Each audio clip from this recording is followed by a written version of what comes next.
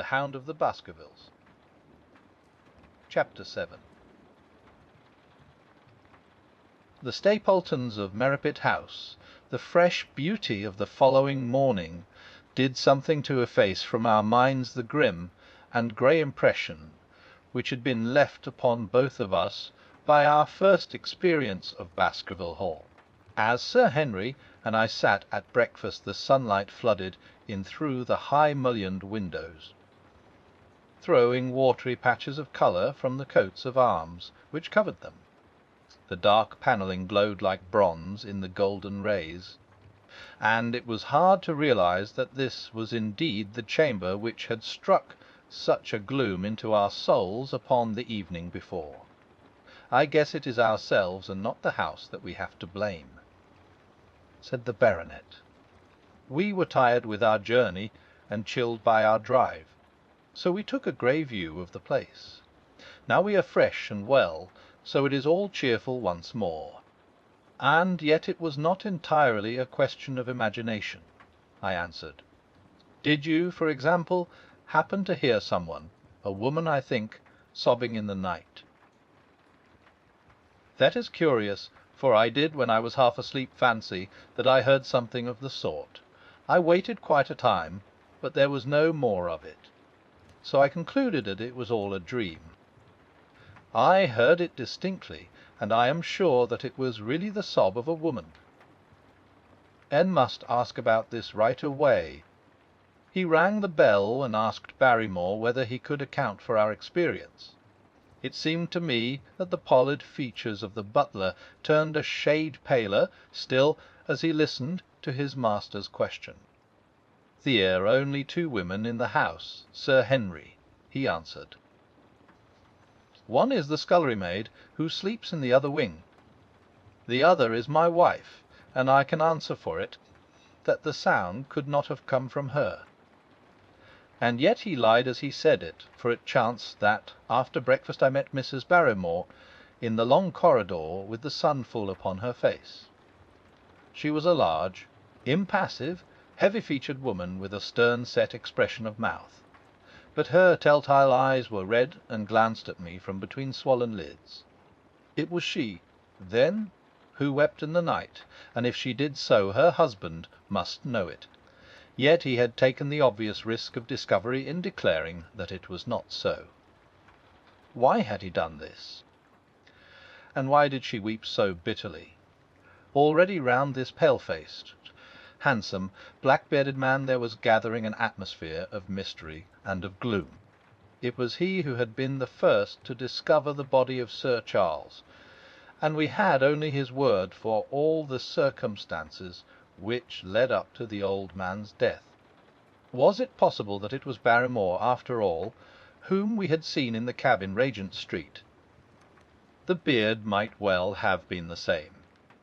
The cabman had described a somewhat shorter man, but such an impression might easily have been erroneous. How could I settle the point forever? Obviously the first thing to do was to see the Grimpen postmaster and find whether the test telegram had really been placed in Barrymore's own hands. Be the answer what it might, I should at least have something to report to Sherlock Holmes. Sir Henry had numerous papers to examine after breakfast, so that the time was propitious for my excursion. It was a pleasant walk of 4 miles along the edge of the moor, leading me at last to a small grey hamlet in which 2 larger buildings, which proved to be the inn and the house of Dr. Mortimer, stood high above the rest. The postmaster, who was also the village grocer, had a clear recollection of the telegram. "Certainly, sir," said he, "I had the telegram delivered to Mr. Barrymore exactly as directed." "Oh, who delivered it?" "My boy here. James, you delivered that telegram to Mr. Barrymore at the Hall last week, did you not?" "Wes, father, I delivered it." "Into his own hands?" I asked. "Well, he was up in the loft at the time, so that I could not put it into his own hands. But I gave it into Mrs. Barrymore's hands, and she promised to deliver it at once." Did you see Mr. Barrymore?" "No, sir. I tell you he was in the loft." "If you didn't see him, how do you know he was in the loft?" "Well, surely his own wife ought to know where he is," said the postmaster testily. "Didn't he get the telegram? If there is any mistake, it is for Mr. Barrymore himself to complain." It seemed hopeless to pursue the inquiry any farther, but it was clear that, in spite of Holmes's ruse, we had no proof that Barrymore had not been in London all the time. Suppose that it were so. Suppose that the same man had been the last who had seen Sir Charles alive, and the first to dog the new hare when he returned to England. What then? Was he the agent of others, or had he some sinister design of his own? What interest could he have in persecuting the Baskerville family? I thought of the strange warning clipped out of the leading article of the Times. Was that his work, or was it possibly the doing of someone who was bent upon counteracting his schemes? The only conceivable motive which had been suggested by Sir Henry, that if the family could be scared away, a comfortable and permanent home would be secured for the Barrymores. But surely such an explanation as that would be quite inadequate to account for the deep and subtle scheming which seemed to be weaving an invisible net round the young baronet. Holmes himself had said that no more complex case had come to him in all the long series of his sensational investigations. I prayed, as I walked back along the grey, lonely road, that my friend might soon be freed from his preoccupations, and able to come down to take this heavy burden of responsibility from my shoulders. Suddenly my thoughts were interrupted by the sound of running feet behind me, and by a voice which called me by name. I turned, expecting to see Dr. Mortimer, but to my surprise it was a stranger who was pursuing me. He was a small, slim, clean-shaven, prim-faced man, flaxen-haired and lean-jawed, between 30 and 40 years of age, dressed in a grey suit and wearing a straw hat. A tin box for botanical specimens hung over his shoulder, and he carried a green butterfly net in one of his hands. "You will, I am sure, excuse my presumption, Dr. Watson," said he as he came panting up to where I stood. "Here on the moor we are homely folk, and do not wait for formal introductions.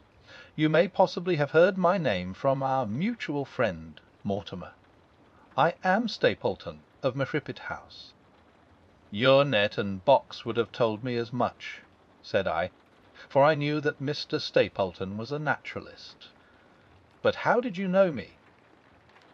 "I have been calling on Mortimer, and he pointed you out to me from the window of his surgery as you passed. As our road lay the same way, I thought that I would overtake you and introduce myself. I trust that Sir Henry is none the worse for his journey." He is very well, thank you." We were all rather afraid that after the sad death of Sir Charles the new baronet might refuse to live here. It is asking much of a wealthy man to come down and bury himself in a place of this kind, but I need not tell you that it means a very great deal to the countryside.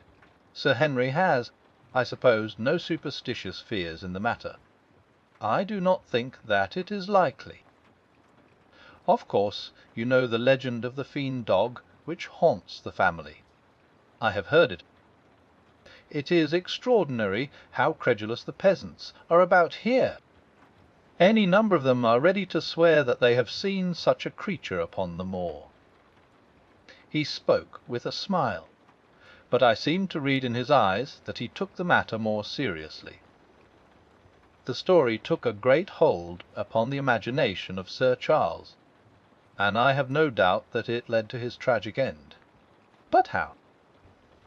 His nerves were so worked up that the appearance of any dog might have had a fatal effect upon his diseased heart.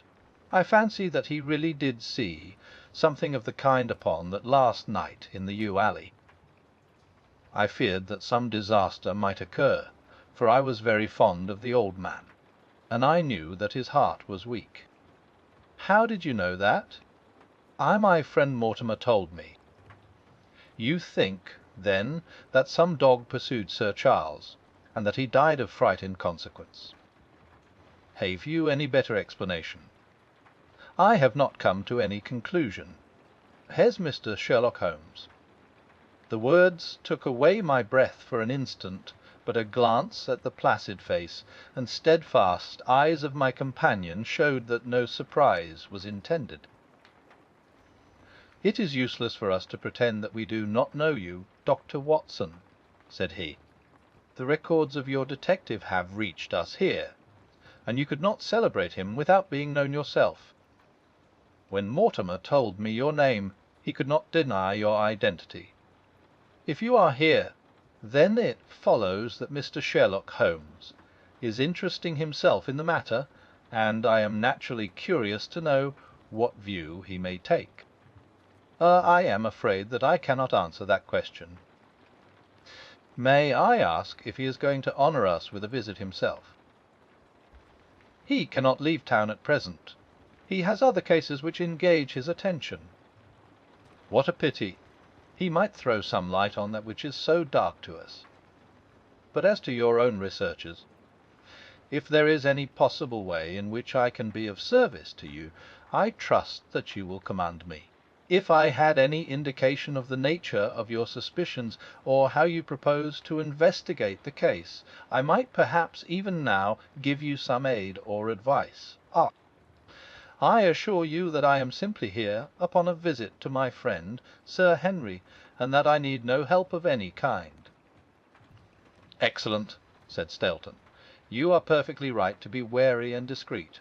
I am justly reproved for what I feel was an unjustifiable intrusion, and I promise you that I will not mention the matter again."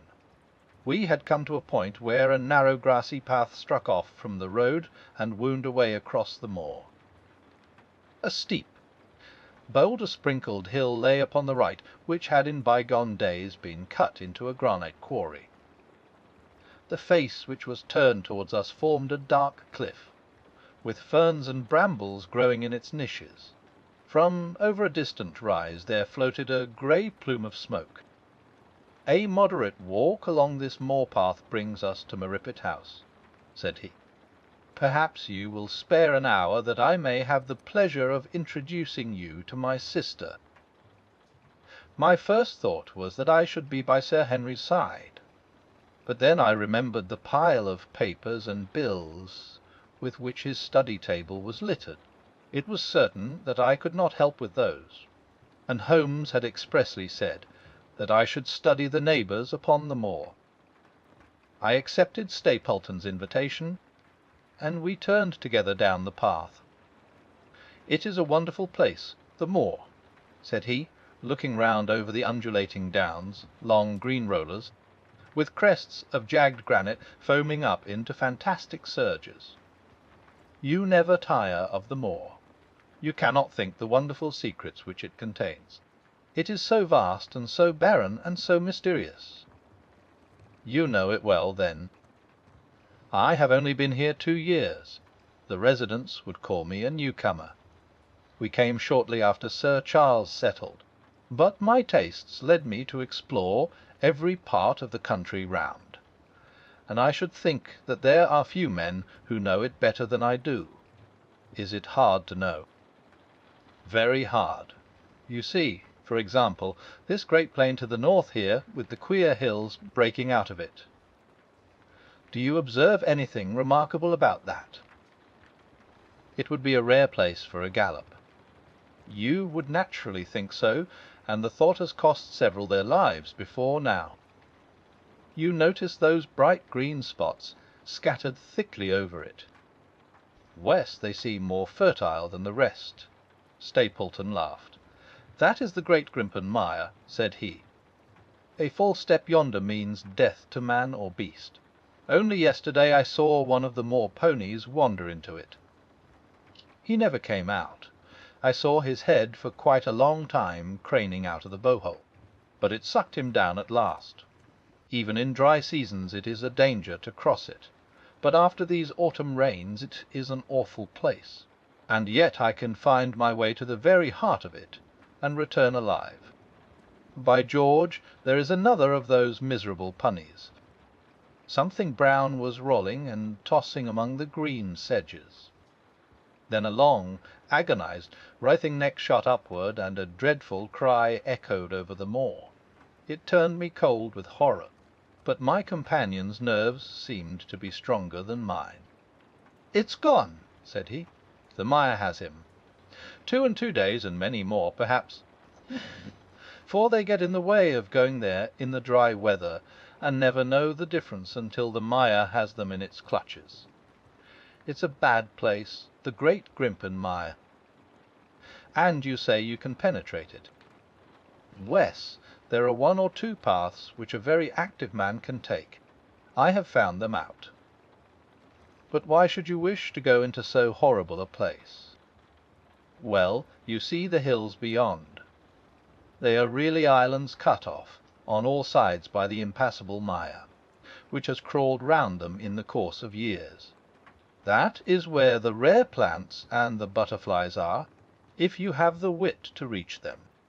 I shall try my luck some day." He looked at me with a surprised face. "For God's sake put such an idea out of your mind," said he. "Your blood would be upon my head. I assure you that there would not be the least chance of your coming back alive.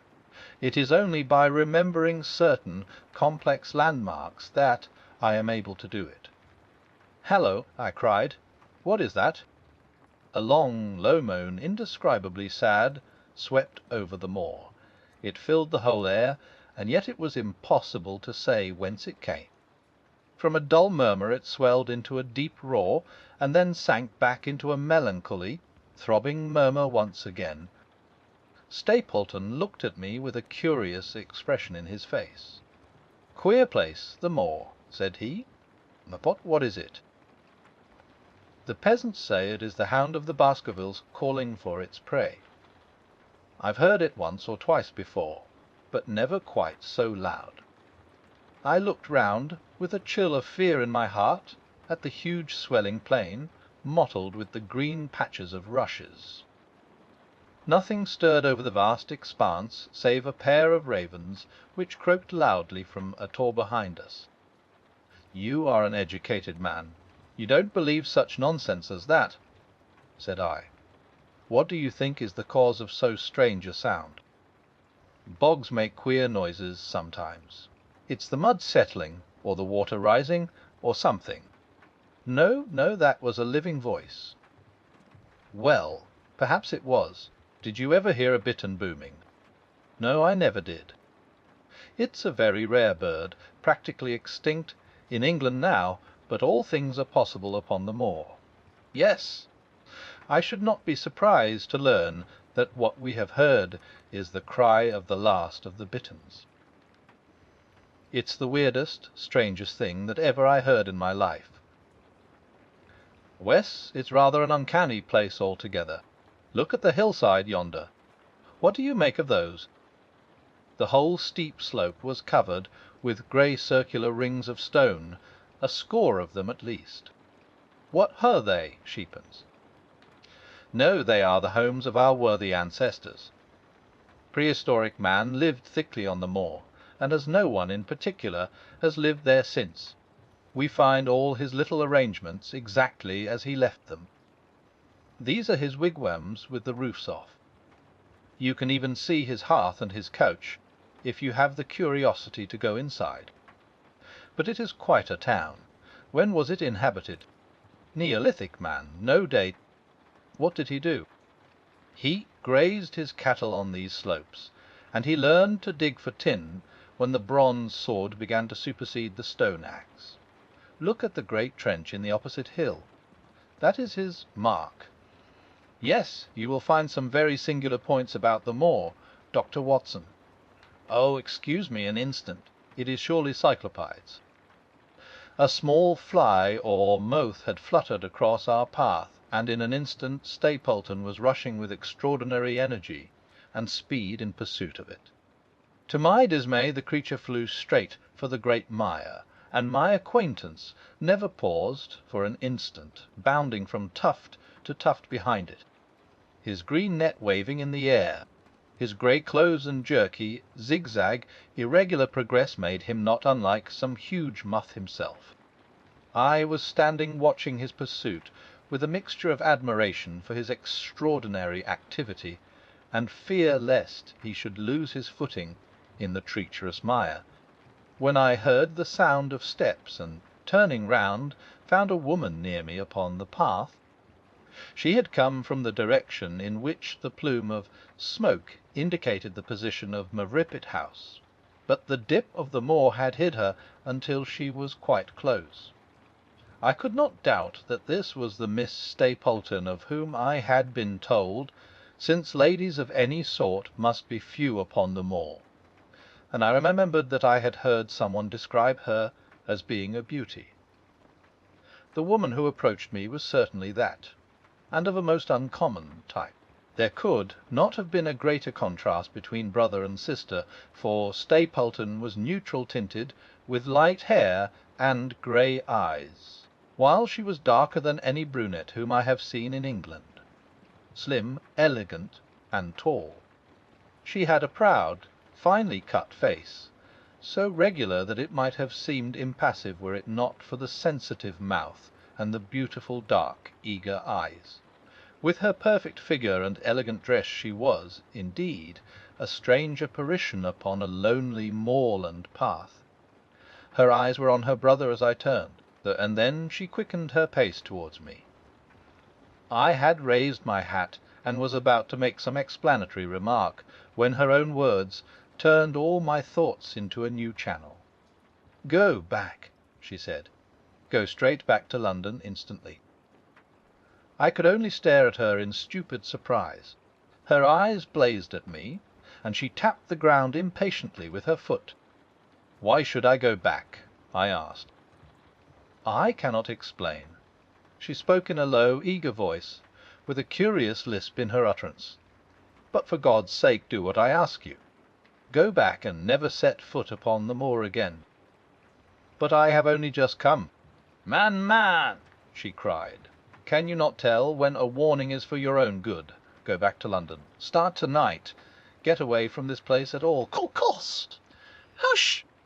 My brother is coming." "Not a word of what I have said. Would you mind getting that orchid for me among the mare stales yonder? We are very rich in orchids on the moor, though, of course, you are rather late to see the beauties of the place." Stapleton had abandoned the chase and came back to us breathing hard and flushed with his exertions. "Hallo, Beryl," said he, and it seemed to me that the tone of his greeting was not altogether a cordial one. "Well, Jack, you are very hot." "Wes, I was chasing a cyclopides. He is very rare and seldom found in the late autumn. What a pity that I should have missed him." He spoke unconcernedly, but his small light eyes glanced incessantly from the girl to me. "You have introduced yourselves, I can see. Wes, I was telling Sir Henry that it was rather late for him to see the true beauties of the moor.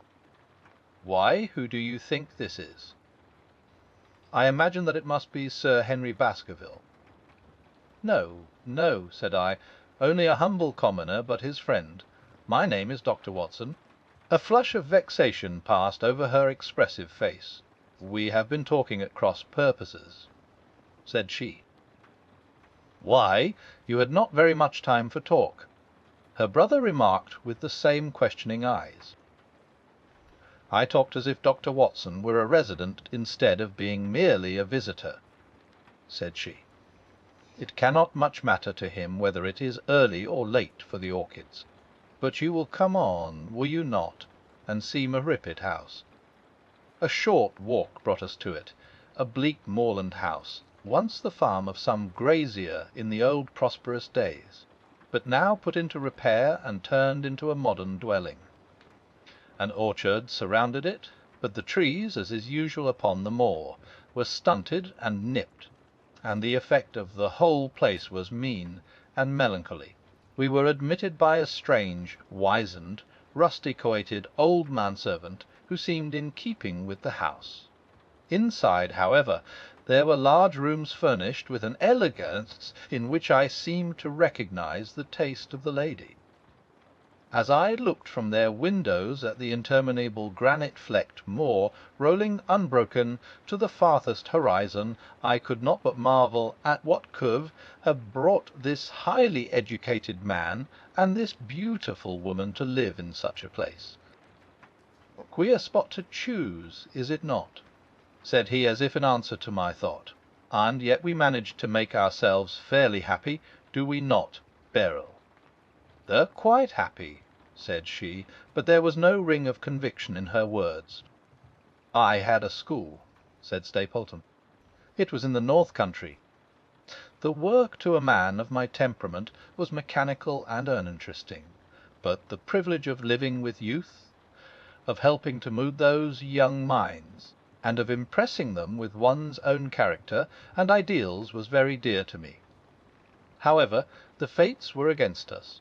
A serious epidemic broke out in the school, and 3 of the boys died. It never recovered from the blow, and much of my capital was irretrievably swallowed up. And yet, if it were not for the loss of the charming companionship of the boys, I could rejoice over my own misfortune; for, with my strong tastes for botany and zoology, I find an unlimited field of work here, and my sister is as devoted to nature as I am. All this, Dr. Watson, has been brought upon your head by your expression as you surveyed the moor out of our window. It certainly did cross my mind that it might be a little dull, less for you, perhaps, than for your sister. No, no, I am never dull," said she quickly. "Why have books? We have our studies, and we have interesting neighbours. Dr. Mortimer is a most learned man in his own line. Poor Sir Charles was also an admirable companion. We knew him well and miss him more than I can tell. Do you think that I should intrude if I were to call this afternoon and make the acquaintance of Sir Henry? I am sure that he would be delighted. Then perhaps you would mention that I propose to do so. We may, in our humble way, do something to make things more easy for him until he becomes accustomed to his new surroundings. Will you come upstairs, Dr. Watson, and inspect my collection of Lepidoptera? I think it is the most complete one in the southwest of England. By the time that you have looked through them, lunch will be almost ready." But I was eager to get back to my charge.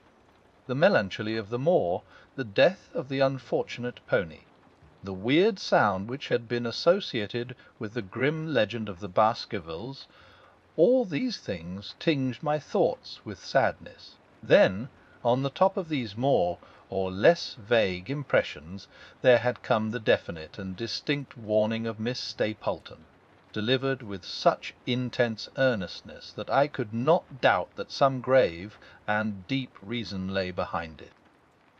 I resisted all pressure to stay for lunch, and I set off at once upon my return journey, taking the grass-grown path by which we had come.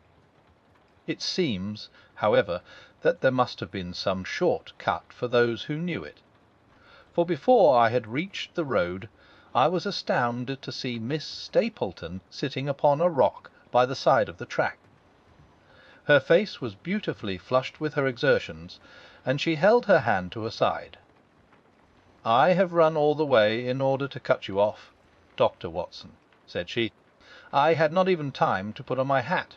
I must not stop, or my brother may miss me.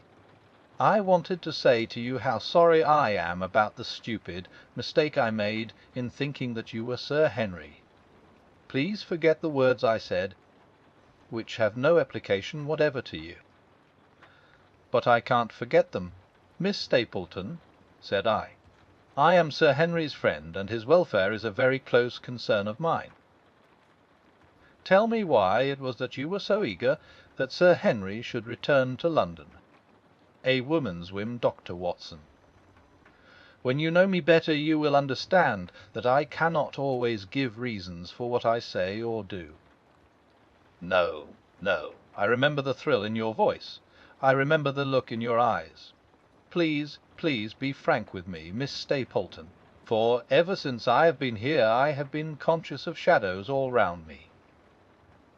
Life has become like that great Grimpen mire, with little green patches everywhere into which one may sink, and with no guide to point the track.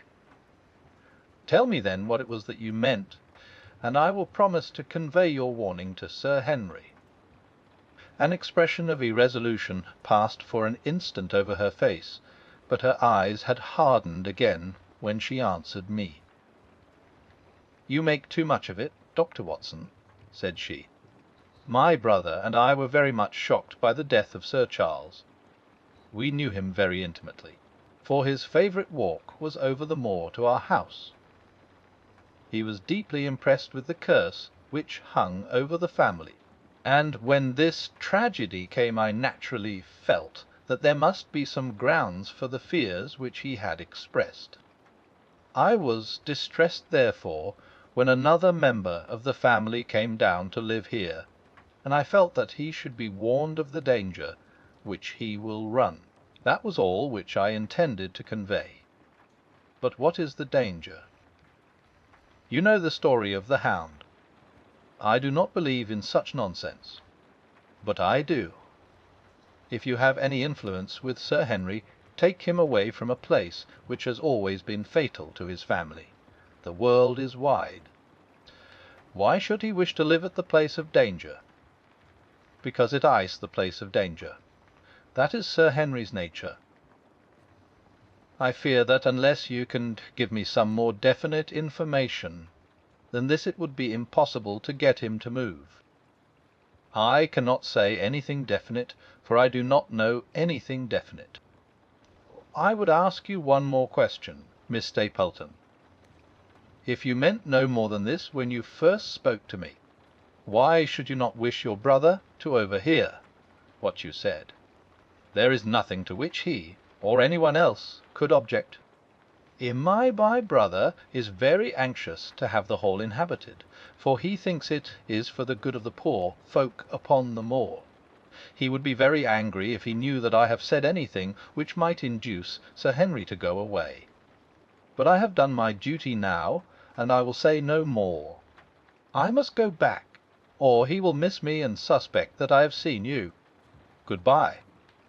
She turned and had disappeared in a few minutes among the scattered boulders, while I, with my soul full of vague fears, pursued my way to Baskerville Hall.